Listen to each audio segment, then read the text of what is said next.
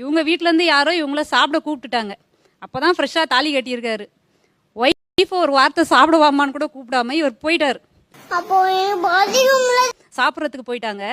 நான் 5 நிமிஷம் சுத்தி முத்து பார்த்துட்டு பக்கத்தில் தாலி கட்டின வீட்டுக்காரரை காணுமேன்னு பார்த்தா அவர் சாப்பிட போறாரு. நான் அப்படியே ஷாக் ஆயிட்டேன். குடுகுடுன்னு ஓடி நானா போய் ஜாயின் பண்ணிக்கிட்டேன். ஸோ அப்பவே மறந்துட்டார், நமக்கு கல்யாணம் ஆயிடுச்சு, ஒய்ஃப் கூட இருக்காங்க அப்படின்றதே மறந்துட்டு போயிட்டாரு. அதனால அந்த இன்சிடென்ட் வந்து ஒன்னு போட்டு ஒன்னு ஞாபகத்துல இருந்துகிட்டே இருக்கு. அவங்க திருமணம் பத்தி, கல்யாண நாள் பத்தி, கல்யாணம் பண்ண அந்த மொமெண்ட், இதை பத்தி மகிழ்ச்சியான விஷயங்கள் எதுவும் உங்கள்ட்ட ஷேர் பண்ணிருக்காங்களா? எனக்கு மேரேஜ் ஆனதே மகிழ்ச்சியான விஷயம் தான். அதுவே இதற்கு இது பதில் இல்லையே. இல்லை, அது உங்களுக்கு அவங்க ஏதாவது அந்த நெகிழ்வான விஷயங்கள் ஷேர் பண்ணிருக்காங்களா? இல்ல, அந்த மாதிரி எதுவும் பண்ணதில்லை. 2-3 விஷயங்கள் வந்து எதெல்லாம் கசப்பான விஷயங்களோ அதுதான் இன்ன வரைக்கும் போயிட்டு இருக்கு.